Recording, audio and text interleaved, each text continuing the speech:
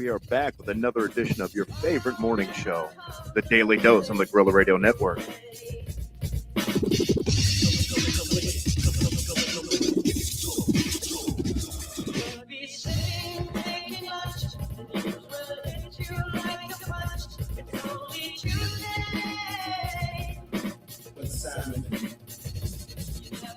Ask your doctor if the Daily Dose is right for you. Common side effects include sarcasm, informed opinions, and wondering how the hell these people got elected. The Daily Dose starts now.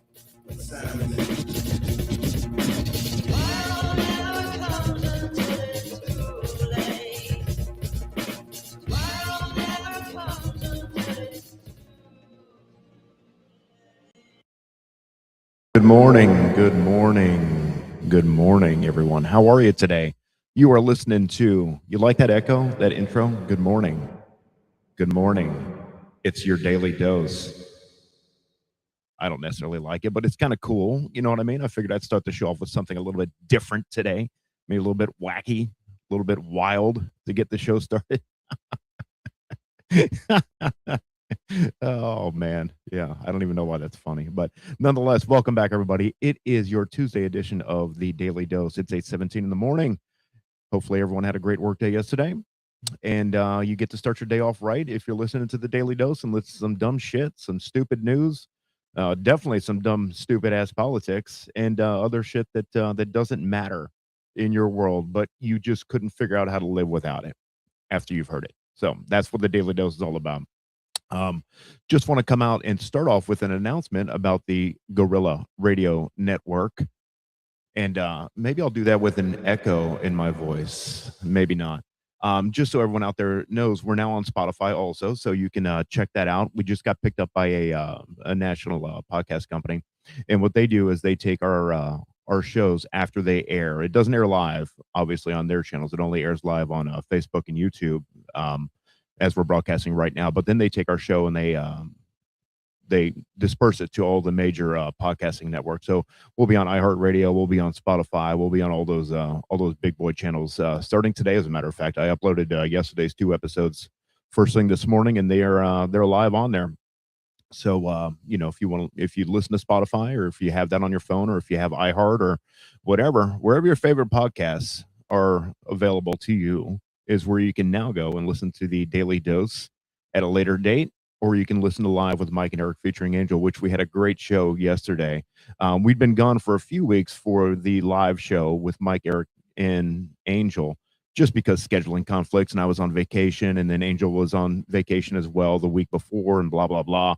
And so shit happens, and we were unable to do the broadcast for the last few weeks, and it was nice getting back behind the mic with those 2 knuckleheads again last night, and just talking about nothing, you know what I mean, and everything, talking about everything and nothing all at the same time. So that show will come to you every Monday live, as we usually do, starting again as of yesterday, hopefully with the same frequency, unless things pop up, and sometimes life gets in the way, and we can't necessarily do it on a regular basis all the time, but we do our best to make sure that we can deliver that show on Mondays at 5 p.m.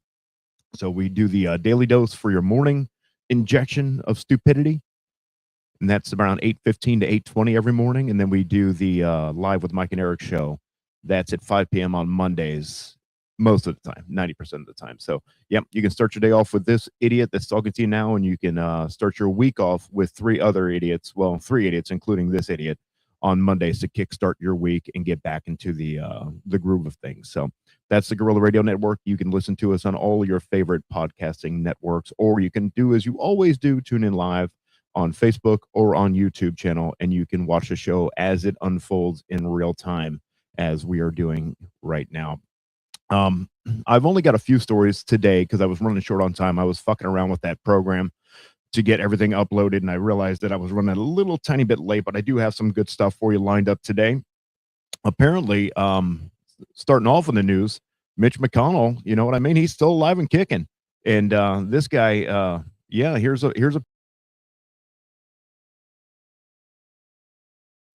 Now, I don't know if that picture necessarily represents that of a living.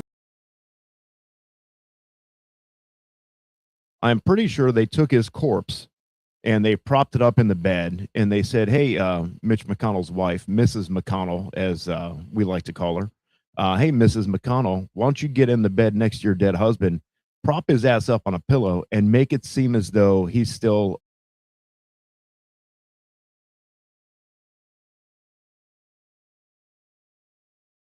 And they're celebrating his life as we speak.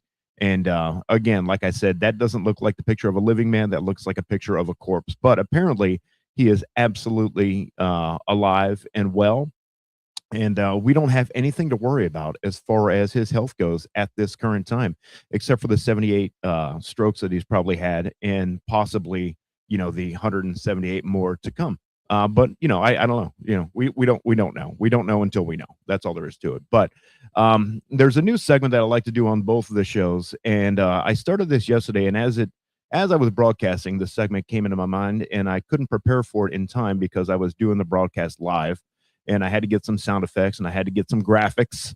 And this is a new segment that I like to call.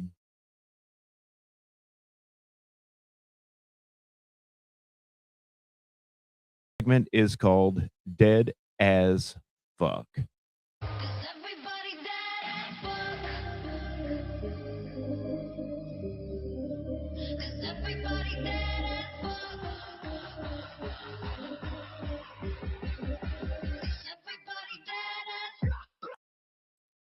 Now, this isn't a popular person that you would have heard of in the news, and not a celebrity figure per se. This person is absolutely just a working class individual that enjoys his freedom to be on the water. Princess Cruise Lines. Here we go. This afternoon, we're learning a crew member has died after going overboard from a Princess cruise ship. According to the cruise line, the Regal Princess was just off the coast of Cancun when the captain announced a man overboard just before 6 o'clock this morning. Passenger video shows the search effort after the alert was announced. At this time, Princess Cruises has not said how the crew member went overboard or released any other details. This afternoon. So yeah, that guy's just out there working. You know what I mean? He's doing it, trying to send money back home to his family. Falls overboard, dead as fuck. So we got another dead as fuck in the news today, and it's that guy from the cruise lines. We don't know his name. We don't know his cause of death as of yet. But what we do know is that he will not be returning to port with the other crew members that he departed with before the cruise actually started. That would be a terrifying situation to be in as a passenger, especially if you're a little bit wary of the open water and you're a little bit nervous to get on the cruise ship. Maybe it's your first cruise, and you've never done it before, and you've been thinking about it for years, but you've been a little bit too nervous to do so. Then you muster up the energy, you muster up the inner strength inside of you, and you say, you know what, the hell with it. This is my year. I'm going to take the leap of faith. I'm going to jump on this cruise ship, and we're going to go for a cruise. Pay the money, get everything done, make sure your passport and all your paperwork is in order. Get on the ship. You're like, this is nice in here. It's nice. It's beautiful. We're going to have a great time. And then, 60 minutes into the cruise, you'll learn that the crew member has fallen overboard and he's dead and he's never going to return. That's got to be a terrifying situation for someone that's never cruised before, that's a little bit scared of the open water at the same time. I don't really care for the open water that much. I do like to see land from wherever I am on a boat. And then when I don't see land, I do get a little squeamish. Not to the extent where I'm going to freak out or anything like that, but it does make me a little bit nervous inside when I can't see land and I'm on a boat. I watched that cruise ship documentary. I think it's on Netflix a couple of nights ago about that Italian cruise ship. I don't know if you guys remember. I think it was back in 2012. The Corsa Cordovina or whatever it was. It was that cruise ship that was coming out of Italy, and it went a little bit off course, and it got beached, and it hit a bunch of rocks, and then pretty much capsized right there. And they've got raw footage from passengers from I guess their cell phones, taking video of the chaos that was in the middle of this cruise ship as it was stuck on these rocks and tilting over, and the amount of fear that these people had. And there's real stories on this documentary. And it shows these people that are just terrified, and they didn't think they were going to live, but somehow they made it, and they lived to tell their story. It was a crazy documentary. It's about an hour and a half long, so it's a little bit long. It gets a little bit I think an hour would have been enough in my opinion, but I'm not a filmmaker, so who knows. But I watched every second of it start to finish, and it was rather intriguing to say the least, watching what these people went through on this cruise ship when it pretty much capsized. So yeah, if you get a chance to watch it, I think it's called Shipwrecked. I think it's called, and it's on Netflix. We are back in action again. Donnie T is back in the saddle again. He's got his missile silos loaded. He's got his military in place. He's got everything ready to go that he can do in order to maintain control of the Strait of Hormuz. Welcome to the shit show. Every single day, a new flavor of fuckery, 'cause everybody's such a Welcome to What It Do with Donnie T, where the nation pauses to see if anything got done today, or if the presidency is just a full-time job posting on Truth Social all day and all night once again. Let's check it out and see. That's it, everybody. Welcome to the shit show. So apparently now we've got all of our guns loaded. We're locked in place. We've taken control again of the Strait of Hormuz. I heard this morning that early this morning that gas prices absolutely are skyrocketing, or oil prices rather, are absolutely skyrocketing because of this new situation that is arising as we watch it unfold with our eyes in real time. Also new tonight, we are less than 24 hours away from the U.S. restarting that blockade on Iranian ports. This is a big escalation, and it comes as we're getting yet another warning from the president. Guess what? More strikes, he says, are coming tonight. Listen to what he said in just the last maybe 60 minutes. We're going to hit them very hard tonight, and we're going to hit them hard tomorrow. And there's not a damn thing they can do about it. They have nothing. They have nothing going other than they have big mouths. It comes as U.S. Central Command says its forces will block ships again starting at 4 o'clock Eastern time tomorrow. I'm looking forward to that. You know what I mean? I'll tell you, I'm really looking forward to that and seeing how that unfolds because, God knows we need wars in the world, to keep the economy afloat. The stock market's at an all-time high. I don't know if you realize that.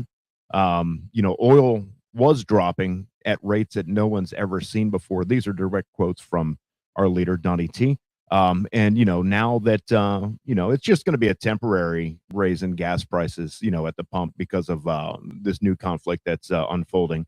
It's only temporary, like the previous 6-month increase that was temporary. Small price to pay, a little bit more at the pump, but then you get the blanket of security that you can sleep under every night, knowing that Iran does not have a nuclear weapon. And by the way, did I mention that the stock market is at an all-time high?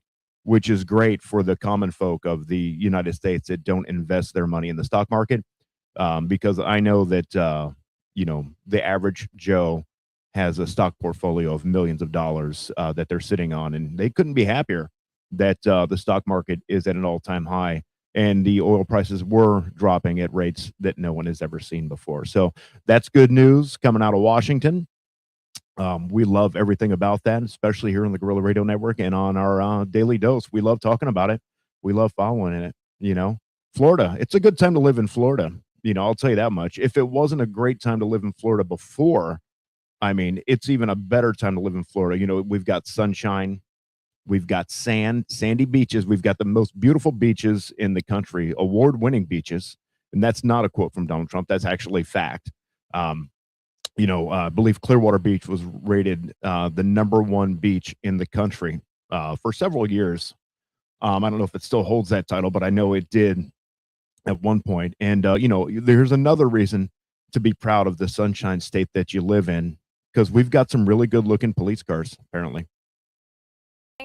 They've been on top for years here.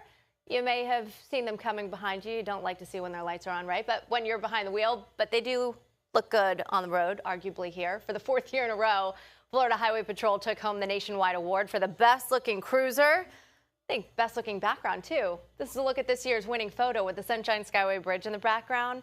And the competition, well, it was heating up there. Here's the top 3. Michigan came in 2nd place. Georgia took the #3 spot. Look, the horse is even impressed. The states that ranked in the top 13 are all going to be featured in the 2027 wall calendar. Jameson, if you want to. Yeah, here's the thing. Fuck you, Georgia. All right. Yeah, you know what I mean? Fuck you, Michigan. Okay, because at the end of the day, this is Florida. We have the best looking police cars in the country. Our state police cars are the best looking police cars in the country. So, take your second place, take your silver medal, Georgia, take your bronze medal, Michigan. I don't know if it's in that order, if it's the other way around, but you guys take your silver and your bronze, shove them right up your ass, get on the horse that you rode in on because you saw it in that picture, and get the fuck out of here, because Florida is the top dog when it comes to the aesthetically pleasing police cars that come up behind you on the highway. Remember that, all right? Heed my warning.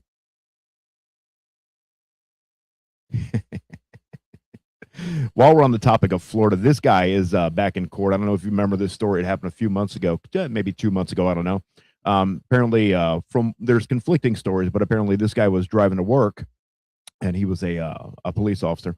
He was driving to work and doing 100 miles an hour in a 50-mile-an-hour zone, plowed into an Uber driver with kids in the car. I think it was an Uber driver. I don't remember. It's been a while since I heard the story, but I think it was an Uber driver, had kids in the car, and the 6-year-old kid in the back of the car died during the crash.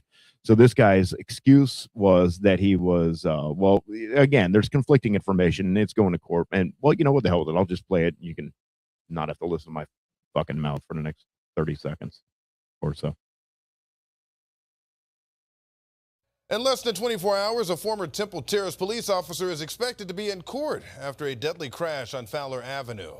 Zachary Krug is charged with vehicular homicide and reckless driving after troopers say his police SUV hit a Nissan back in April. A 6-year-old girl was inside that Nissan and she died, and an 8-year-old girl was seriously injured. Prosecutors say Krug was speeding with no law enforcement purpose, but his defense deputies actually disputing that. There was another vehicle. A vehicle was in front, took off, left a patch of smoke, ran a light. He began to follow. Then he stopped. Then he had to give chase as a result of the catch-up provisions, and then the tragedy struck. The lanes were clear. He was not conducting a traffic stop. There is no record of him doing anything except for logging in to his shift at 3:37 p.m. So the prosecution, their argument in that case is that he was late for work and he was driving in excess of 100 miles an hour to get to work to report to his scheduled shift. The defense is saying that while he was not clocked in, he witnessed a traffic infraction and basically decided to take matters into his own hands at that point, pursue the assailant, and possibly do a traffic stop. Excuse me, which never happened, obviously, because during this entire ordeal, he went ahead and crashed his vehicle at 100 miles an hour into a Nissan sedan or SUV and seriously injured everyone in the vehicle and killed a 6-year-old passenger. So that'll be interesting. I guess his court date is tomorrow.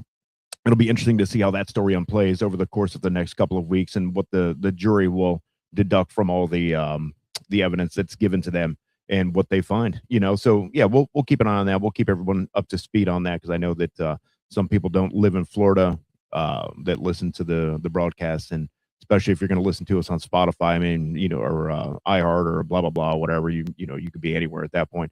So I'll keep everyone abreast of the situation. 69. Oh, what the fuck. All right, I got to end the show because apparently I'm getting stupid. Everybody, it's been a great show today, as always. I love doing this Monday morning show or Tuesday morning show. I love doing the Wednesday show. I love all of them. I love all of them. Gives me a little bit of artistic freedom to speak freely and speak my mind. Play some good music in the background. Don't forget, follow us on all social media outlets. Guerrilla Radio Network on Facebook. Guerrilla Radio 47 on Instagram, or you can like and subscribe on our YouTube channel at OG Guerrilla Radio. You can watch the show live as it comes in, and you'll get notifications when we go live directly to your phone as well, so you never miss a second of this riveting show that we do on a daily/weekly basis. My name is Eric. I'm your host. It's been a pleasure speaking to you again this morning. I look forward to doing this with you again tomorrow morning, 8:15. Remember, you can watch us on Spotify now. You can listen to us on iHeartRadio, or you can always listen to us where you listened to us before, Facebook Live, or you can watch us on YouTube. Have a great day at work, and I'll talk to you guys tomorrow morning. Right. It's hoes on a mission and it's hoes on a crack pipe. Hey ho, how you doing? Where you been? Probably doing hoe stuff, cause there you ho again. It's a whole wide world that we living in. Feline, feminine, fantastical women. Not all, just some. You ho who you are. It's hoes in the room, it's hoes in the car. It's hoes on stage, it's hoes by the bar. Hoes by near, but hoes by far. Ho. But can I get a ride? No. Come on, nigga, why?